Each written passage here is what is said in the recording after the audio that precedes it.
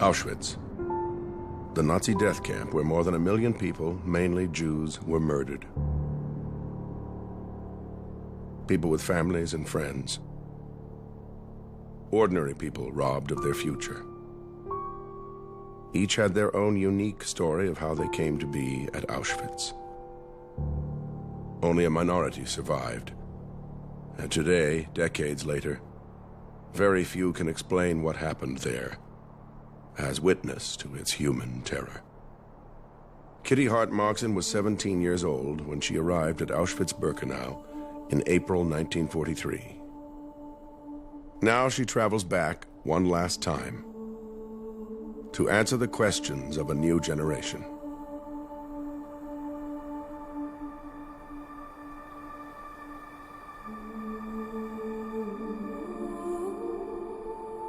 My name is Kitty Hart Markson, and I'm a Holocaust survivor. Designed as a factory of death, no one was intended to survive, let alone describe its inhumanity to a world not yet ready to listen.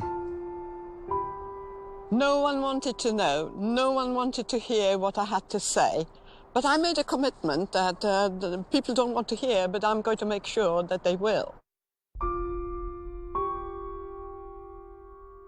I've been here many times, but I really wanted to come with 2 girls who were my age when I was here. I want to show them the struggle for survival. What were your first impressions of the camp? There was just the most incredible mud. And then we saw like a glow in the distance. And soon when we got there, we saw ghost-like figures with shaved heads, staggering in tattered clothes, with great big eyes, screaming in all languages and being beaten. And we thought, my God, is this what's going to happen to us? I've known Kitty since I was born. I've known about her story since I was little and sort of grown up with the influence of it. What did you first see when you got off the train? Alsatian dogs. They were barking, trying to get at us. And I wanted to try and understand a bit better how she coped in these conditions and how she managed to survive for so long. And we're walking into the women's camp now. I met Kitty for the first time after the school talk she gave us, and I went up and asked some questions to her. And I'm just kind of nervous and excited because I want to see it from a different perspective that I may have seen it in class. And you see these stumps? These are the chimneys of the wooden barracks. What happens to you when you're in those formative years, age 13 to 16? It shapes you and your character for the whole of your life. Auschwitz is where my grandma feels she belongs, and it always calls her back. Kitty Hart was one of the first survivors to tell her story. She gives us access to that experience with the power of her words. You have to treat what Kitty says almost like music. I hear what she says, and I also try to listen to what she has left unsaid. You see this crossroad? The crossroad was the crossroad to life or death. The very fact that Kitty was an eyewitness and can say, this is what I saw, actually ensures that it cannot be denied, that the intentionality of the perpetrators is clear, and that it's indisputable that what she saw is what happened. And as you walked, you got stuck in this mud, and all these people were falling around in the mud. You cannot stand there and simply say, this is okay. This should never have happened. It should never have existed. And as a human being thinking about the experience of others, you just realize this is no place for anybody to have ever been.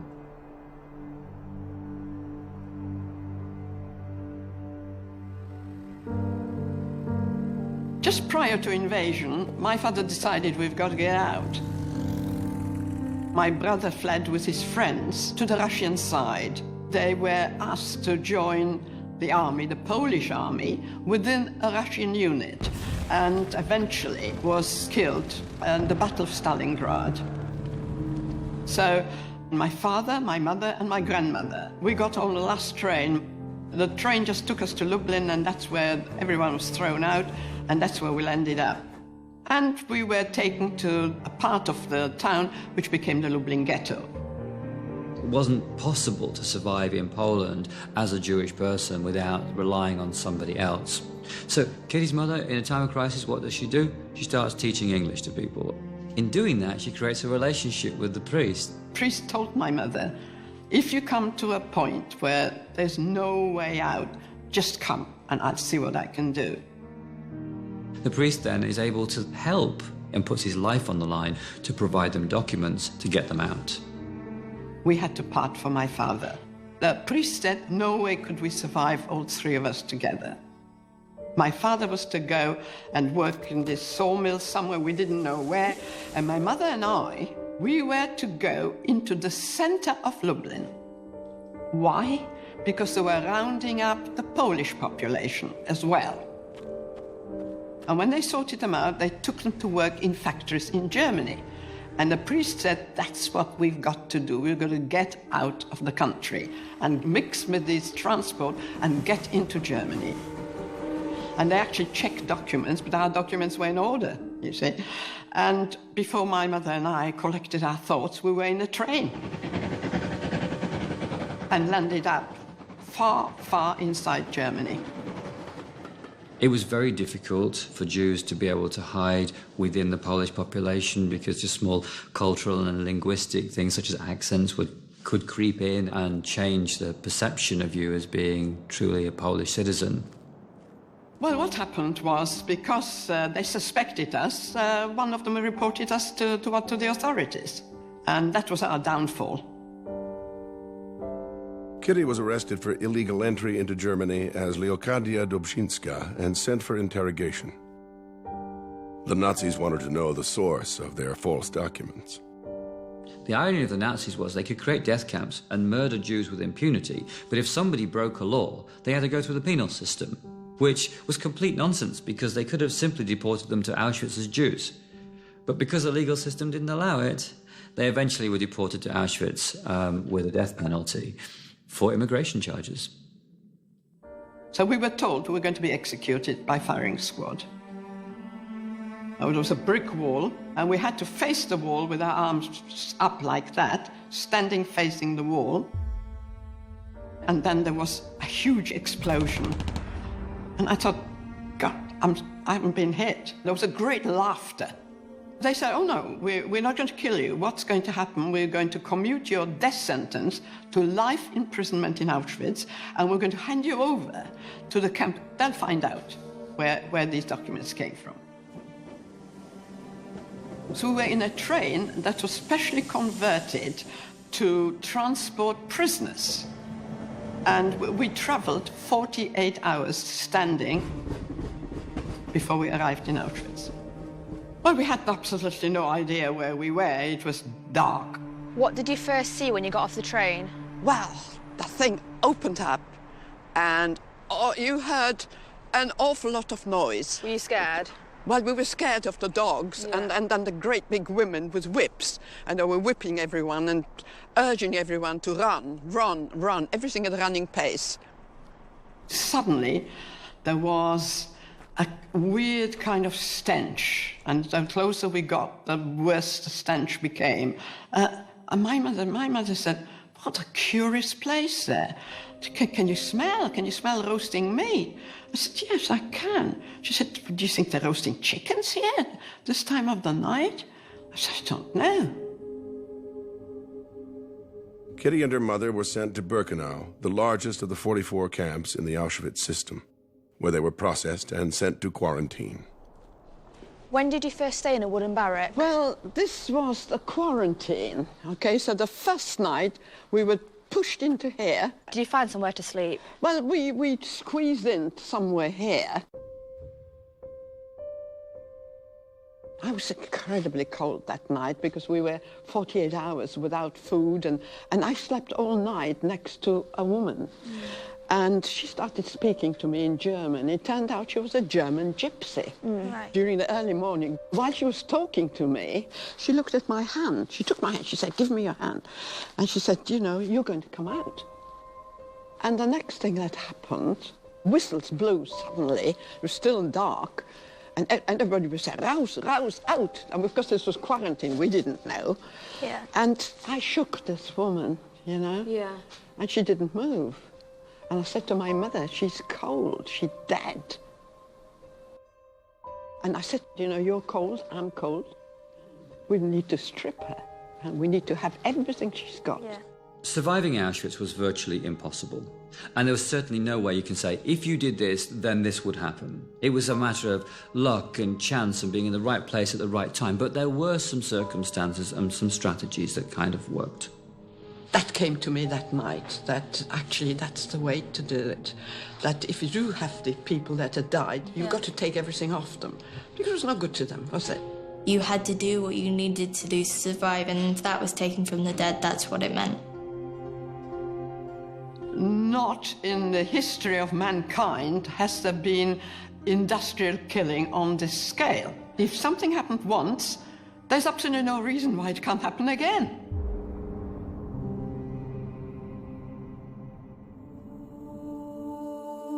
In 1943, Kitty was assigned to work on a new rail line into Birkenau called the Ramp.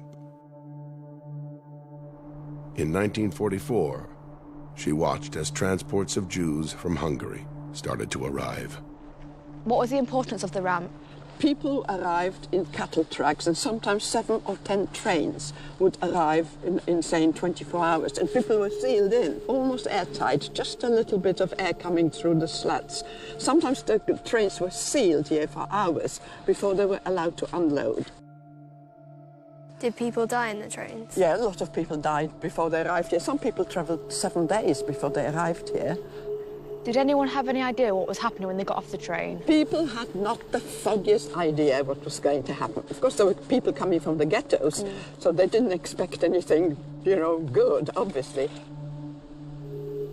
Everything was very nice and quiet because they didn't want people to panic. So loudspeakers were here telling people, well, there's a lot of typhus here, and so you're all going to be disinfected, and we've got to split. We went from women and women with children. Leave your luggage, you're going to get your luggage later. And then someone came, right, left, men this way, women women with children on one side.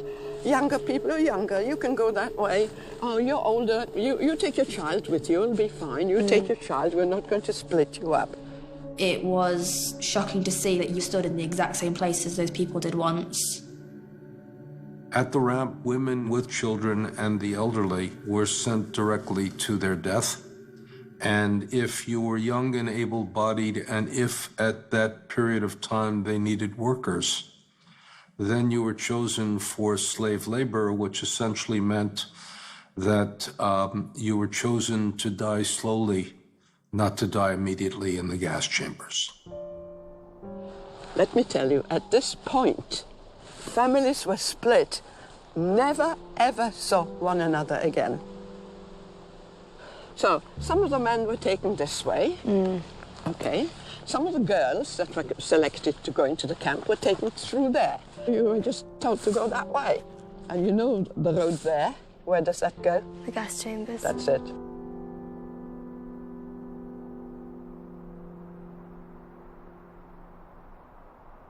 What happened when you arrived at camp? Well, we were taken to a building like this, which we didn't know what it was, but it was called the sauna. Not like you and I understand it, a processing place. And the first thing that happened to you, you were stripped, everything was taken from you, you were smeared with a green fluid, your hair was shaved everywhere. That was then packaged and shipped off for processing. Hair was used both to create cloth and to line submarines and as detonators. And then you were tattooed, and believe you me, that was when you felt you were no longer the same person. When that tattoo was placed on your arm, you weren't what your parents had given you as your name, you became that number, and that was your identification completely taken away. Not only is it a disgusting thing to do to human beings, but that's my grandma, and they wanted to turn her into an animal. Without your hair and without your clothing, you lose something very distinctive about you. And there are people who remember at that point that they looked ridiculous. It was hard to imagine how she survived. Every corner she turned, there was something trying to stop her from living. First of all, survival depended on the place of work. If you were working outside, and you know, the commandos, which are work parties, you hadn't had a prayer to survive for long. The other thing you couldn't survive was without a pair of shoes. Well, the problem was that you were issued wooden clogs. Your clogs would get stuck in the mud, your feet would rub, they would get infected, and you were dead. If you didn't have your bowl, you were dead, because nobody would give you their bowl. So survival depended on if you could not think about anything, just have a tunnel vision and think like an animal. Just picture yourself, what does an animal do? What does an animal need? Well, it doesn't need very much just to live, but the first thing it needs to get away from the predators, get away from all these people that are trying to kill you. There were capos who were prison foremen, and they became more cruel than the German masters themselves. Well, how do you get away from these people? Any of the ruling princes could come up to you and kill you. And consequently, you couldn't figure out a strategy for survival. At Auschwitz, there was no why. It was done by whim. Did you know that the wooden sheds were actually meant for 52 horses? And so they put these bunk things up there. And there were 1,000 people in there. And 1,000 people inside, that's right. What happened the first thing in the morning when you woke up? You were woken up with the sound of whistles, roughly around about 4 in the morning. So roll calls took place twice a day, and roll calls was one of the greatest terrors of the camp. Whistles blew, and everybody now screams, out, out, out, schnell, raus, raus. Total chaos. 1,000 people had to rush out of this door. And you see the ground, you're looking at grass, but you must look at mud. The whole thing was just one sea of mud. I've always said, if you found a blade of grass, what would you do with it? You'd eat it. So people were just staggering around the mud, but of course you had to stand to attention. Selection didn't just take place on arrival at Auschwitz, it was a daily occurrence. In fact, any time that prisoners were together, if anybody at any point in time tipped over into that place where they were no longer useful to the Nazis, they could simply be selected and sent into the gas chamber. People just collapsed and died. Yeah. Died of tiredness, of exhaustion, of shock. Did you ever have to collect the corpses after roll call? Yes, You yes. had to do it. Oh, yes. When I was in the Leichenkommando, this is what we did.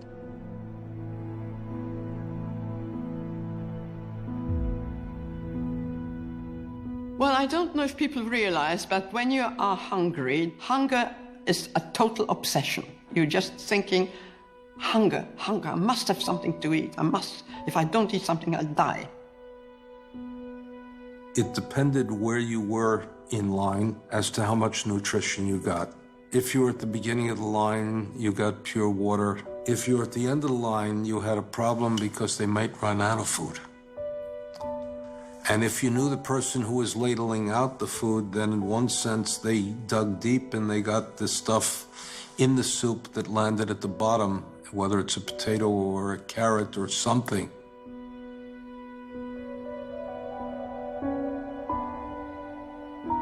Hunger is the worst thing that anybody can experience, I think.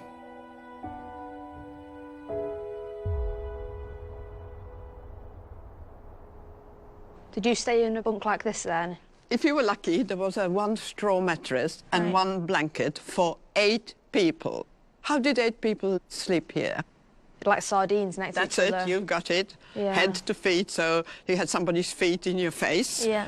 Did people die in the night then? Did you have any Yes, experience people with died that? in the night, that's right. If somebody died next to you, all of a sudden you found your own body heat going out. You needed the warmth of the other body in order to stay, I wouldn't say warm, but to stay less cold during the frigid nights.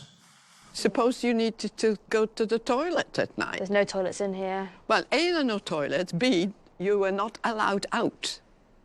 The barracks had buckets. Now, a veteran prisoner would try to judge when to go to the bathroom at night by such a way as listening very carefully to what happened to the prisoner before you, to make sure that you weren't the last to fill the bucket, because if you were last to fill the bucket, you had to take it out and empty it.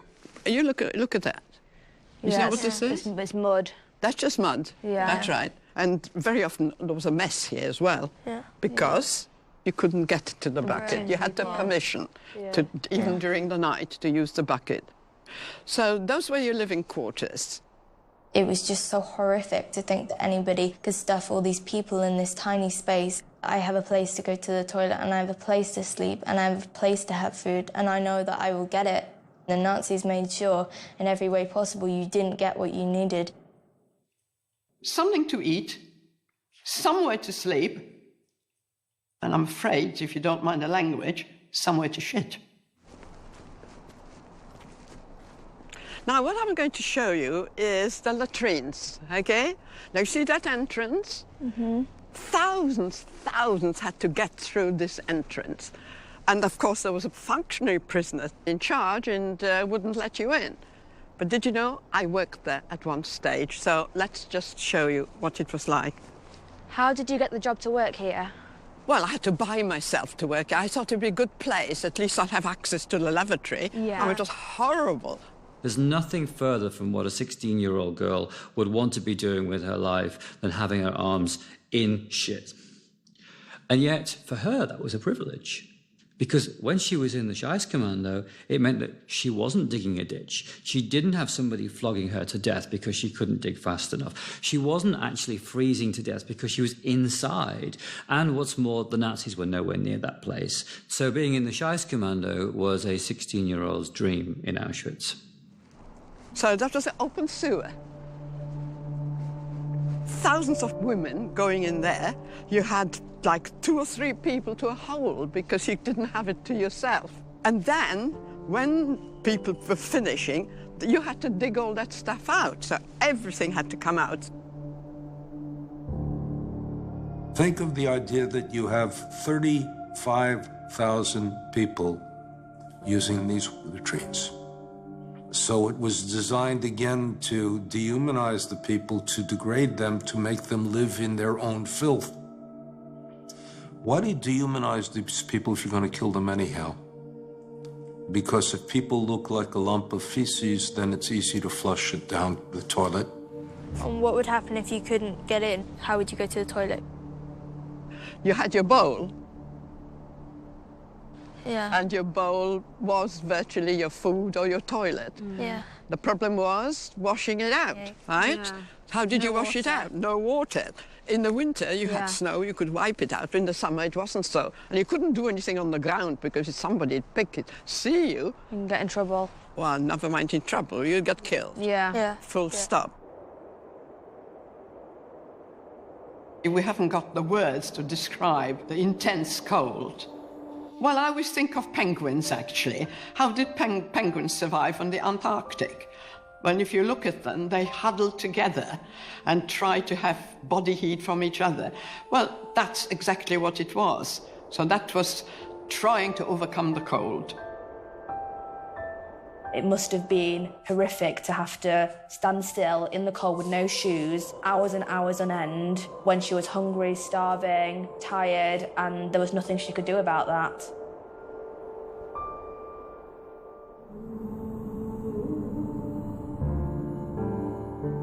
During the selection, there was most feared, because there you knew, at random, you could be selected to die. So fear, that was the greatest fear, selections. What's this block here with the Well, bars? this is called Block 25. You see the number here, and you see the bars on the windows? Yeah. Well, that's the only block that had the bars. It's called the death block. Block 25 was the place where inmates, once they had been selected, were sent to await death. The Nazis, of course, because they were operating the camp as efficiently as possible, wouldn't simply select 2 or 3 inmates and then send them to the gas chamber because it wasn't worth turning the gas chamber on. So what would happen is they would collect several hundred of these prisoners who were at the end of their usefulness and then dispatch them to the gas chamber when it was convenient. I'm going to explain to you what's inside here. Now, everybody kept away from here because when selections were taking place in all these blocks, people would have to undress and turn around in front of the SS doctor. And if he didn't like your skin, or if you were too thin, or if you couldn't walk, they would take a mark and mark up your number. Did anyone survive that went in there? No, nobody survived. Once you were in, you were dead. You could never get anyone out. Once they were here, that was the end. You were very taken aback by it. Kitty told me that they had no clothes and you could see that their hands were through the window begging for food or water or anything. The reason Block 25 has such a prominent place in her memory is, of course, because all of the inmates in the women's camp could see it. It was right alongside their own barracks. They could hear the desperation of the women that were in there, knowing that there was literally no way out.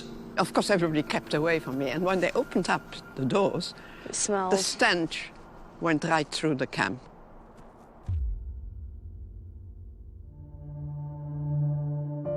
Well, language was a big problem because the camp had its own language, and it was actually a combined German and Polish sort of slang.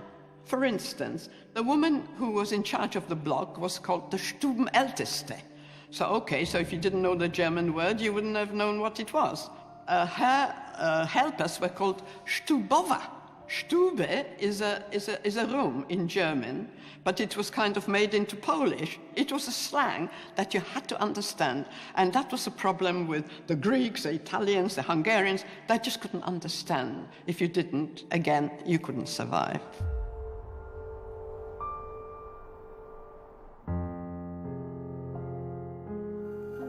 I lost my friends all the time. And that was the worst of it, that you had your friends, you established a contact, you already had someone that had access, and you could get this, and you could get that, and you could get a bit of food. And then, all of a sudden, they were gone. Just having somebody that you knew that could help you in a given moment in time could be the difference between life and death. Everybody needed the friendship or the sense of I need you to be able to mediate a situation that wasn't designed to allow you to live. What were the white things on these fences? Now, if you look at these white things, that's high-tension electric fencing. You are very, very cautious not to go too close, because if you did, you committed suicide. People commit suicide often? That was the easiest way out. You just touched the fence and you were dead.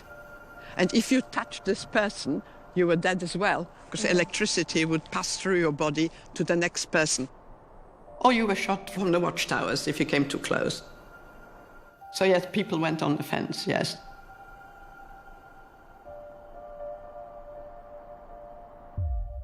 There was one universal word which was called organizing, and that meant to getting hold of. Didn't matter what it was, whether you bought it, whether it was stolen, whether you found it, it was all one word, and it was called organizing. I organized some bread, I organized a pair of shoes, I organized something to wear. So what did women do? They always tried to get 2 or 3 together. 4 was the best. One working in one place, one working perhaps had access to the toilet, like I did at one time. One had access to water. One perhaps had access to some clothes, to the sauna. And that's how you exchanged. And that was the mutual support that was absolutely vital to survival. If you didn't have that, you couldn't survive. We're going to Block 12, because all that was part of sick bay. Did you come here a lot then? I tried to hide there just to conserve my energy. My mother sometimes would hide me somewhere. Kitty's mother was a very highly educated and cultured woman. Once she got into the Holocaust, her knowledge of German was going to be really important to her. She had both the physical attributes and the mental attributes to be able to work her way through very difficult circumstances. And my mother worked right throughout the time. She was working there. She was supposed to be a nurse, because she couldn't nurse anyone. My mother psychologically tried to keep people alive by simply begging them to live another day. Working in the hospital meant that her mother was able to help Kitty. Between the two of them, they could work together to enable just increasing the chances of survival a little. My mother was working in an infirmary, an infectious block. So when I had typhus, I was on my mother's block. And I was lucky enough to be told I'll be able to stay and work within the infirmary. So I was a glorified cleaner, but really my function was to bring the bodies out that died. People died during the night. Some of the bodies were up there. So two of us had to climb up there and get the corpses down, drag them all the way and stack them up outside. And I actually hid some of my friends here. I managed to bring them in here because I had access, but I told them it was the most dangerous place to be because nearly every day the SS doctors would come in and carry out selections. They would sit people up. Sometimes they had to jump. If they couldn't jump over this heating channel, they'd be killed. Of course, the sick couldn't get down, so the SS doctors would just, with a chalk, mark up a bunk. Well, of course, we know what happened. Dr. Mengele came and said, today we're emptying this block, which meant today they're all going to die. Did they know what was happening? Well, they already knew what was happening, so we had to stand like this, in a circle, holding. And that's when I lost most of my friends. And that broke me. I never got over that. My mother realized what was going on, and from somewhere she appeared and she just grabbed me and pulled me away. And at that point, we thought, well, what's going to happen next? It's all empty. They were gone, and I was on my own. There was a place called Canada, named after the country Canada, which was the place in which they confiscated all of the valuables, they sorted it, they inventoried it, they then shipped it back to Germany for use. They came and said, we're going to ask you to join the Canada. My mother said, there'll be food there. You must do it. There will be food. You'll find it among the clothes. Yeah. And so I said, yes, okay. And that's how I got to the Canada.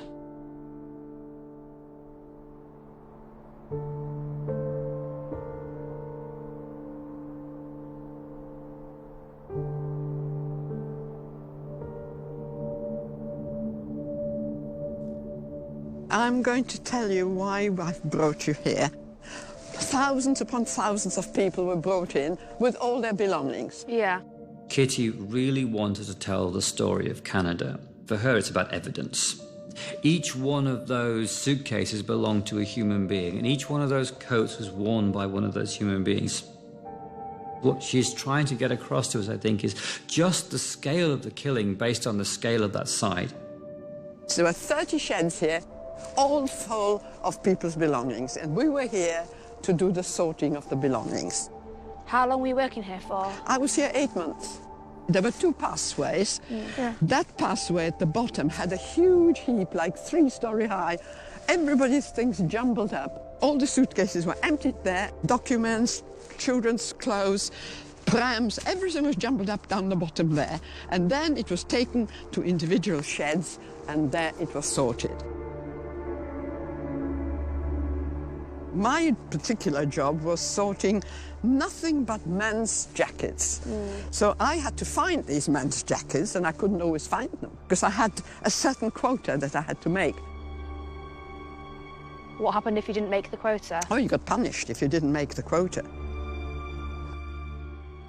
And in the shed was a long table, like a trestle, and you put the jackets on the trestle, and you opened up all the seams.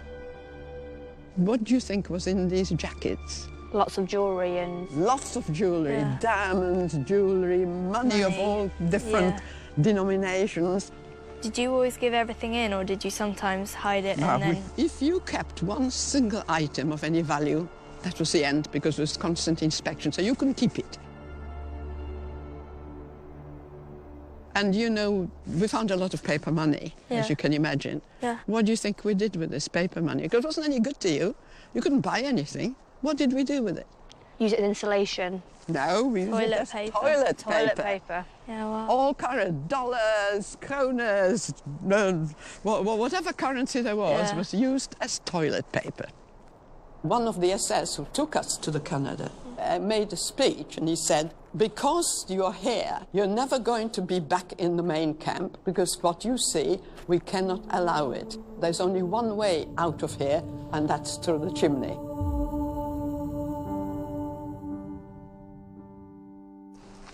What is this place? Well, you see these ruins.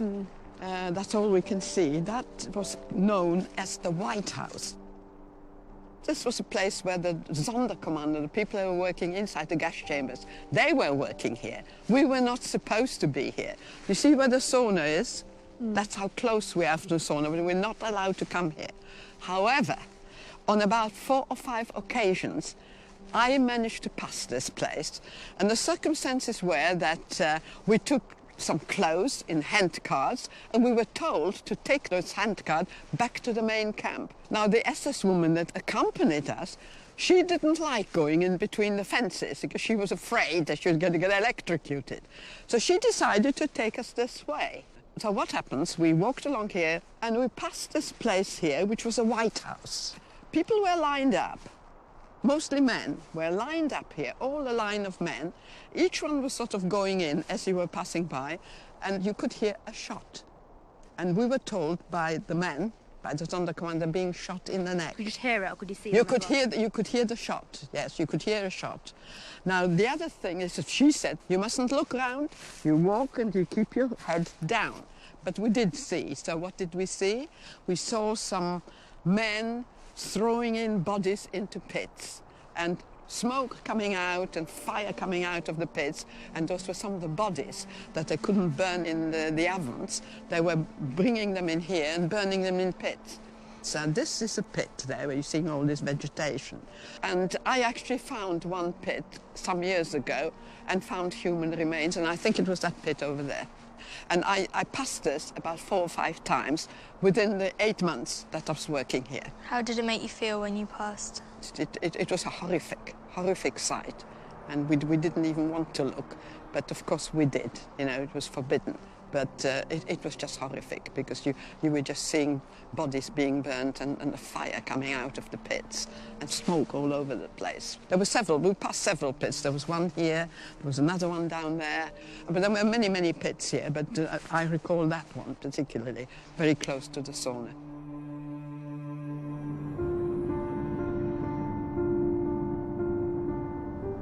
This is where people died. The killing part of Auschwitz. I know you can't see anything.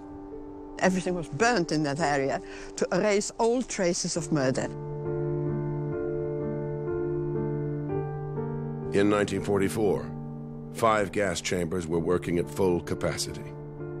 Kitty Hart Moxon was placed in the Canada section at Auschwitz-Birkenau, right alongside crematorium number 4, where Jews were being gassed every day. Right at the back of the fence was the gas chamber and crematorium number 4. Right. And we had a direct view into that gas chamber. See this wood there? Yeah. That's where groups of people were sitting. Small children running around. They had no idea what was going to happen. They were herded into the crematoria. There was an undressing room, and people were told, remember where you hung your clothes because you're going to get it back. We had no contact because we were behind the wire, and also it was very dangerous. You were not allowed to communicate. Yeah. It wouldn't have helped. No. If you would have told these people when you know you're going to die, is that the help? No. It isn't. We felt it's better they don't know. And as they were herded into the gas chamber was sealed. One of the SS personnel would put on a gas mask, and he would climb up on a ladder with a tin in his hand, and he would throw in some powder. That was the gas. And then, all of a sudden, you just had the scream. The crematorium gas chamber was a huge, thick walls. You could hear the people actually suffocating there and screaming, and eventually after 20 minutes it was quiet. The Sonderkommando who worked in the gas chamber reported that people climbed up on top of each other, and they sort of were in a sculptural pyramid. The gas was evacuated, and then they were taken to the ovens, and there was a dissecting table. They opened them up to make sure that people did not die with something valuable inside themselves.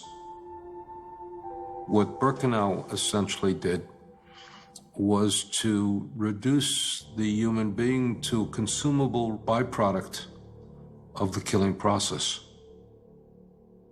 And the very next thing you saw was the men with wheelbarrows taking ash and dumping it in the pond at the back.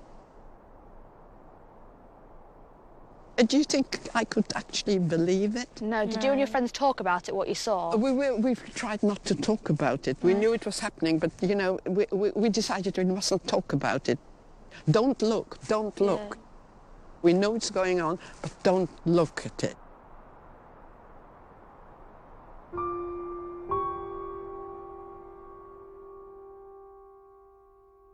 Little did the Nazis know that for months, Jewish prisoners that had been forced to operate the crematorium were planning an insurrection.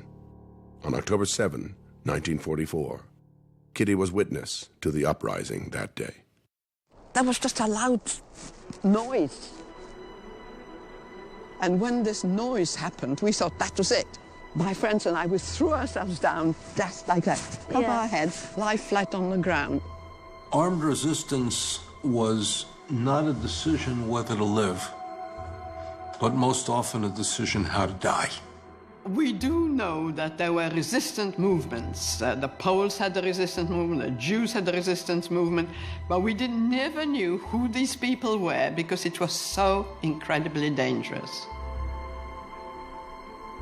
We didn't know it was an uprising until we saw the men actually come over. They seemed to have cut part of the fencing, because that was electrified fence. Yeah. So they seemed to have cut the fence and run over, and they tried to escape somewhere. Yeah, I don't know where, but they were running all over. And we were just lying down, spread-eagled, because that was the safest thing to do. There was a general shootout. They came in on motorcycles with machine guns, and I think they got most of the men.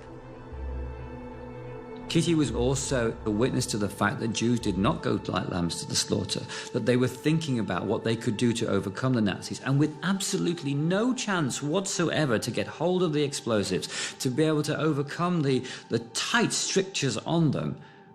These Jewish people did that. Following the uprising was a huge inquiry, like a whole roll call with an inquiry.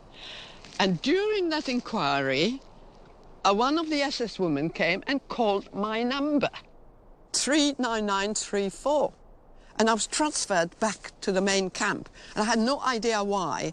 I found out later it was my mother who managed to speak to one of the commandants and told him I'd been working 8 months there and that she was being evacuated, and asked him if I could be evacuated. And that's what happened. So why do you think that he let you go? We don't know.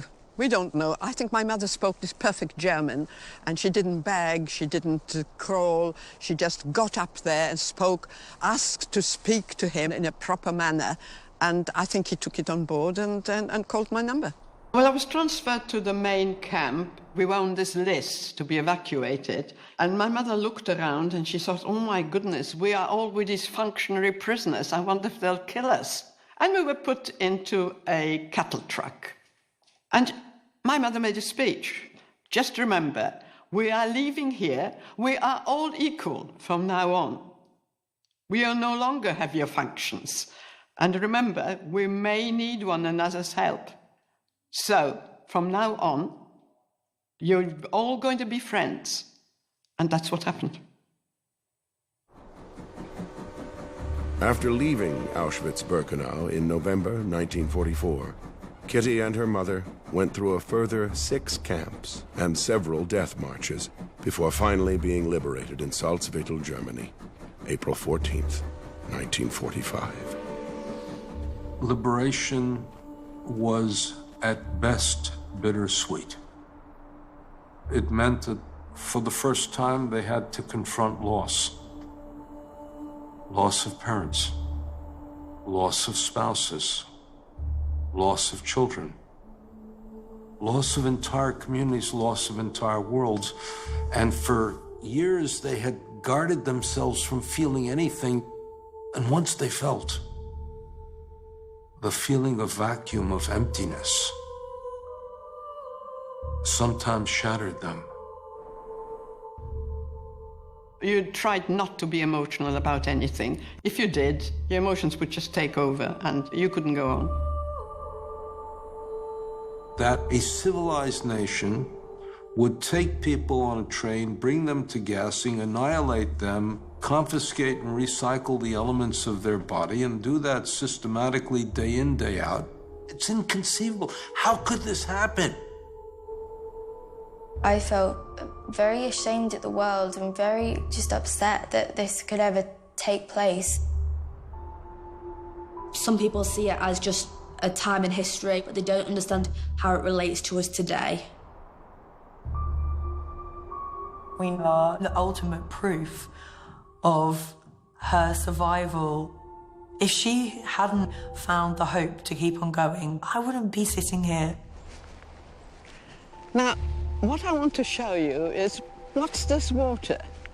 It's incredibly important to tell you about this water. Women, men, children, all, that's their final resting place. That's a cemetery.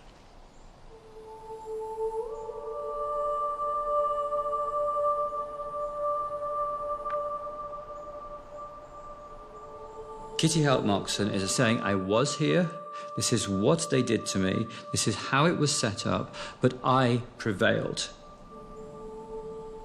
There are people that simply don't believe that this place existed. We know it happened to the Jews, but the Jews went the first and they went the last, so who's going to be next?